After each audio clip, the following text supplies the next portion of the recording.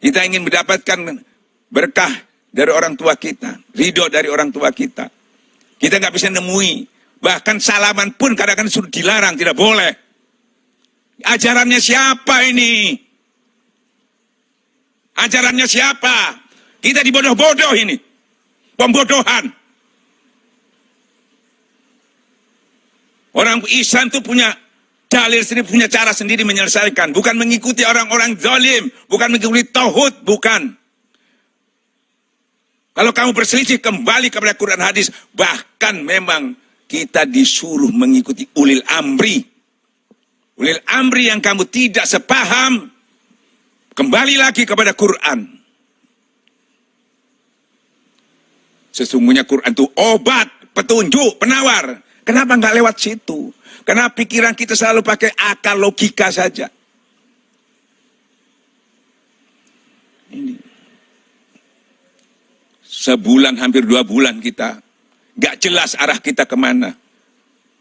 Tokoh-tokoh kita, kemana dia semuanya. Yang hebat-hebat itu tadi. Kita ditinggalkan begitu aja. Sampai kalang kabut kita sendiri tanpa tuntunan tokoh-tokoh itu kita mencari masjid. Memaksakan supaya bisa sholat di masjid. Justru tokoh-tokoh itu terus menghimbaukan, menghalang-halangi. Melemahkan keyakinan kita. Melecehkan fadilah-fadilah yang didapatkan di dalam majelis zikir. Fadilah-fadilah kita berkumpul untuk belajar kepada Allah. Dihilangkan. Itu supaya kita tidak yakin. Karena cuma masalah menyelamatkan fisiknya ini. Tapi tidak menyelamatkan iman dan tauhidnya. Tidak menyelamatkan fadilah-fadilah yang harus kita dapat di bulan ini. Yang sebanyak itu dibuka sama Allah. Kita nggak dapatkan. Gara-gara kita mengikuti tauhid.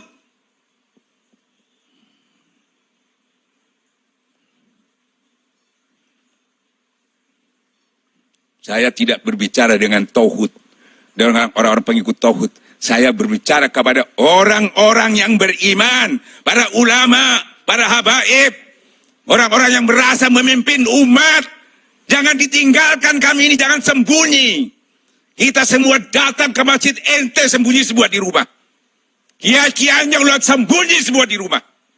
Kamu biarkan kita terhalang, dihalangi. Kamu diam aja. Mana fatwa-fatwamu yang meyakinkan kita untuk hanya takut kepada Allah? Kita sudah lakukan, ente tidak melakukannya. Contohnya hanya di podium, tapi tidak contohnya di lapangan. Contohnya waktu aman, tidak mencontohkan dalam kesulitan. Allahu Akbar.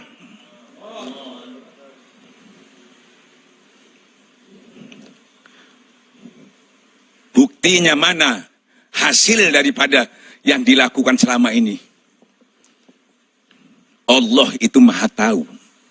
Kemana kamu larinya selama ada kena musibah? Padahal perintahnya sudah kita tahu semua. Sesungguhnya orang-orang beriman itu kalau kena musibah, dia inna lillahi wa inna ilaihi raji'un. Kembali kepada Allah.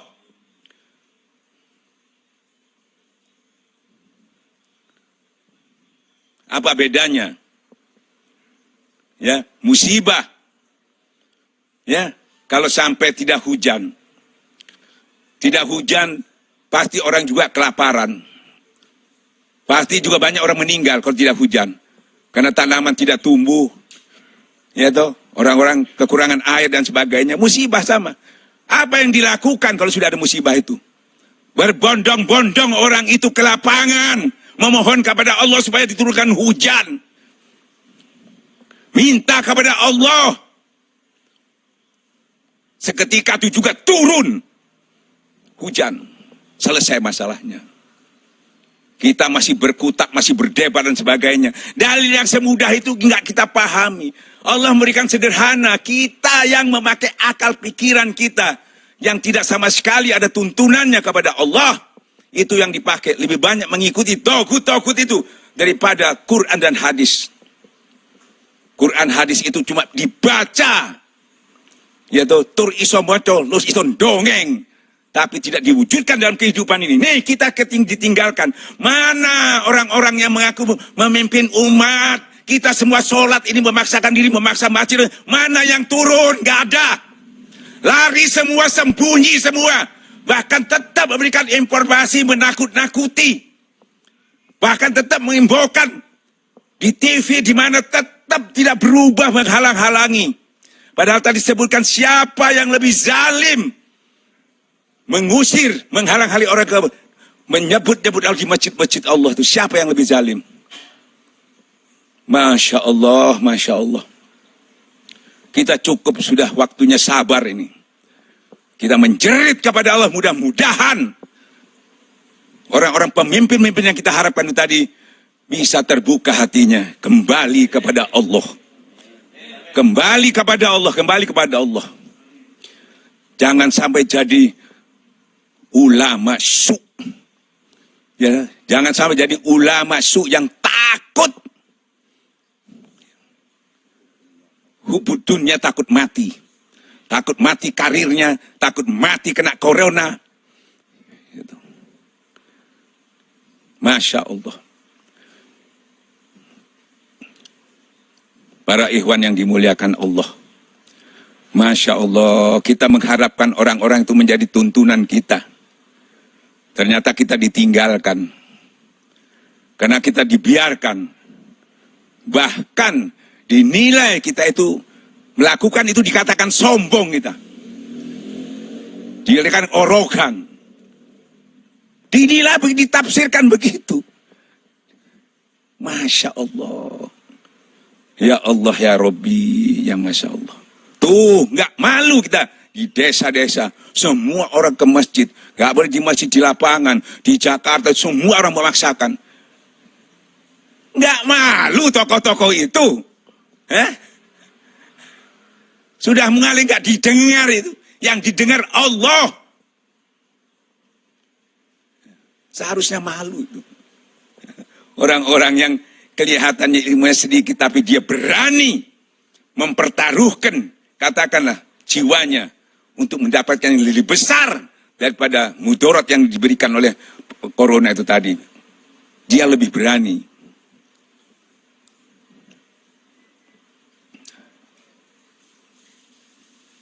Masya Allah.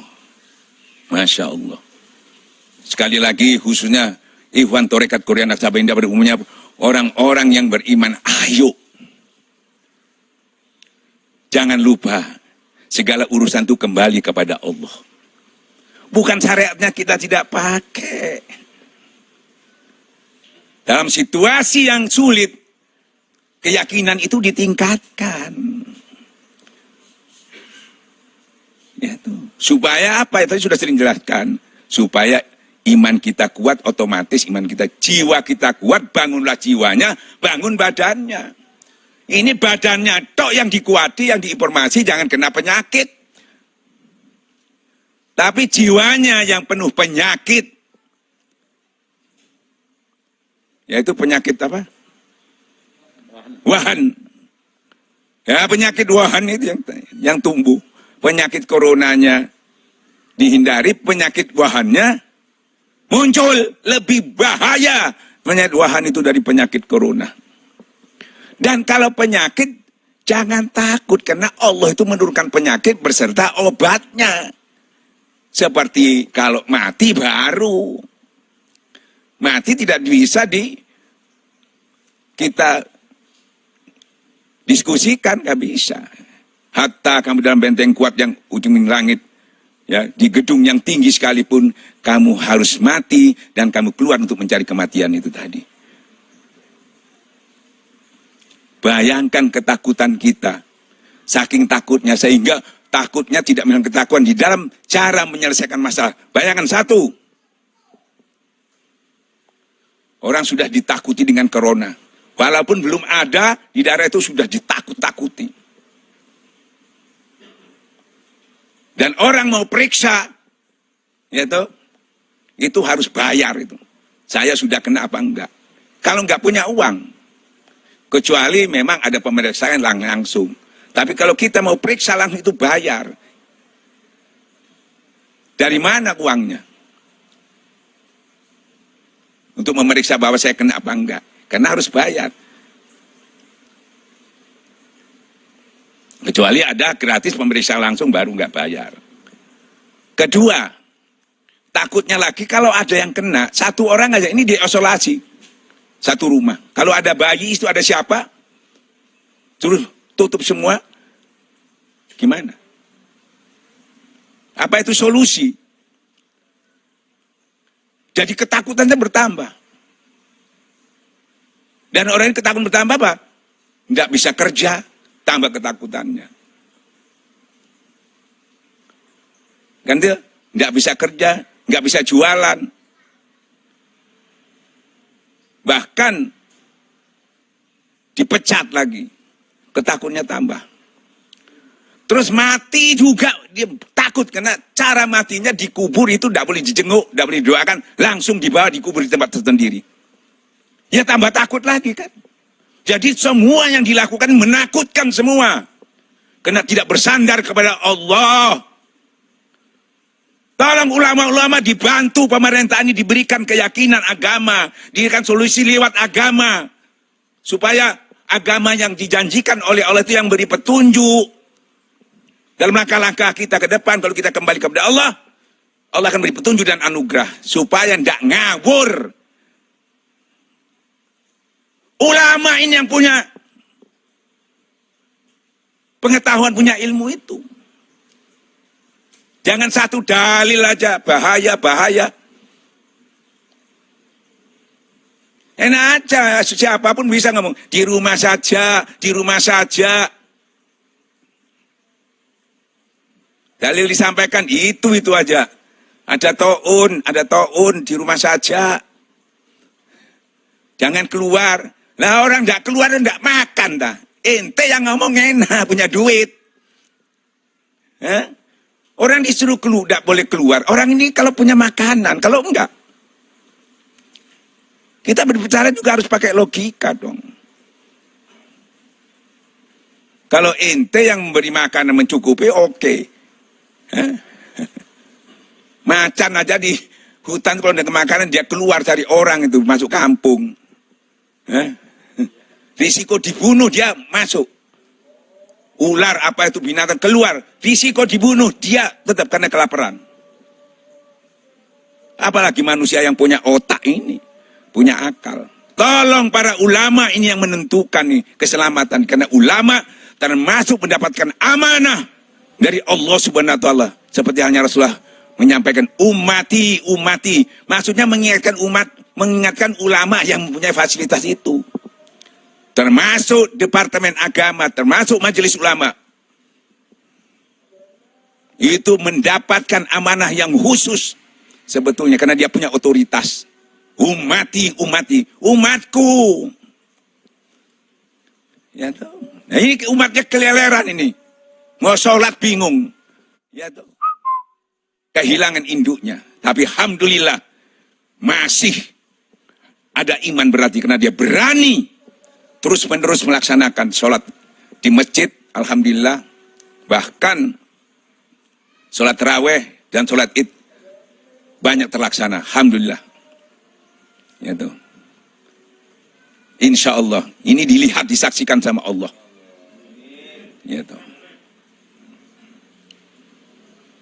Saya kira begitu, mohon maaf, khususnya kepada para pemegang negara ini, khususnya para ulama. Bukan kita ini ingin melecehkan sampean semuanya, tapi kita karena merasakan bahwa sampean yang punya kuasa, yaitu secara negara itu pemerintah, secara keyakinan, secara agama itu ulama. Maka kita menghimbau supaya lebih, yaitu mengoptimalkan, yaitu apa yang dia miliki, apa yang dia punya pengetahuannya. Kalau bisa ulama dengan pemerintah bersinergi, masing-masing punya kelebihan untuk bisa mengatur umatnya, khususnya di Indonesia. Jangan buruk sangka lagi, jangan kita yang menyampaikan ini dikira melecehkan negara. atau melawan aturan, bukan. Ini kan watawasau bil haq, watawasau bersaling mengingatkan dong. Saling mengingatkan, dianjurkan, bukan tolong menolong dalam kejahatan ini. Ini tolong menolong dalam kebaikan, jangan salah paham.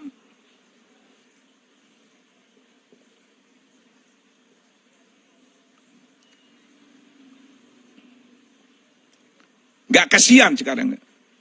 Anak-anak kita jadi bodoh semua, gak ada yang sekolah. Di rumah katanya, di rumah. Mana keluyuran semua itu? Malah ditangkap di Satpol PP, masuk ke mall, main game, main apa dan sebagainya. Nggak bisa. Giring semua tokoh-tokoh kita nih. Tokoh-tokoh yang biasa mengumpulkan umat. Biasanya kan tokoh-tokoh ini mengumpulkan umat. Para ulama biasanya bisa mengumpulkan umat itu. Bahkan pejabat-pejabat itu banyak memanfaatkan habaib pak kiai-kiai untuk minta tolong didoakan. Untuk mensukseskan dirinya menjadi pejabat, untuk mensukseskan bagaimana negara ini supaya aman, tentram. Boleh, bagus. Kenapa ini tidak? Balik sekarang ulama datang ke pemerintahan. Sampaikan juga keinginan kita untuk menyelamatkan umat ini. Yang kita tahu dan kita yakini tidak ada yang bisa menyelamatkan kecuali Allah. Kalau kita tidak full kembali kepada Allah. Tidak bisa. Semuanya ada di tangan Allah. Itu. Pasti. Itu. Para umaro akan bisa mengabulkannya. Karena dia juga banyak nggak ngerti, mungkin nggak tahu karena dia bukan ulama. Nah, diberi pengertian, jangan diikuti kalau salah. Jangan diikuti kalau lemah, kalau jangan diikuti kalau mudorot.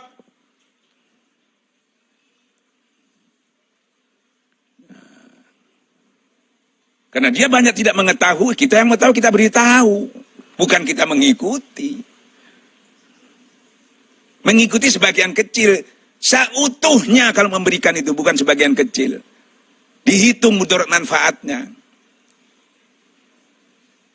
Kadang-kadang kita mudaratnya, akhiratnya biar. Pokok mudarat dunianya yang sukses. Sering begitu kita. Masya Allah. Ya mudah-mudahan. Saya yakin para ulama. Ya tahu. Pasti. Hati kecilnya. Saya yakin di bulan-bulan yang sudah akhir ini, saya lihat juga sudah banyak yang merasa menyesal.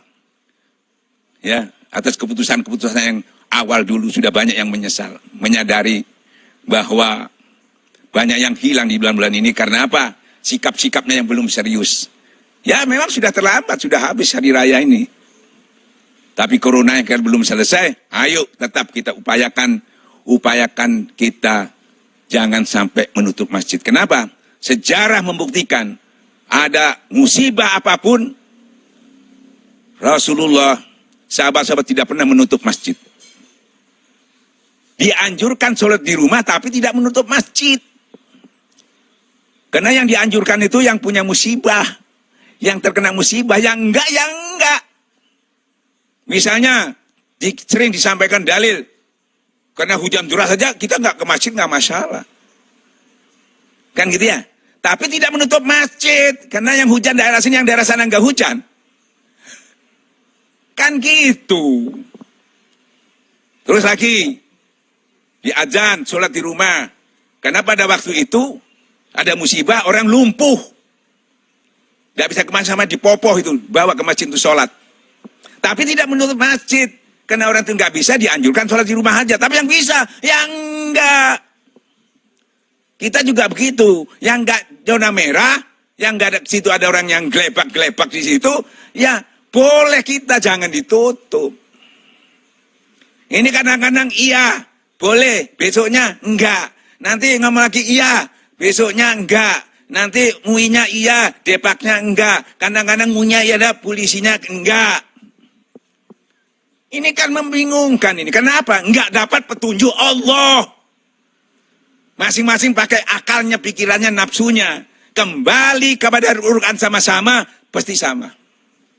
Karena rujukannya bukan manusia.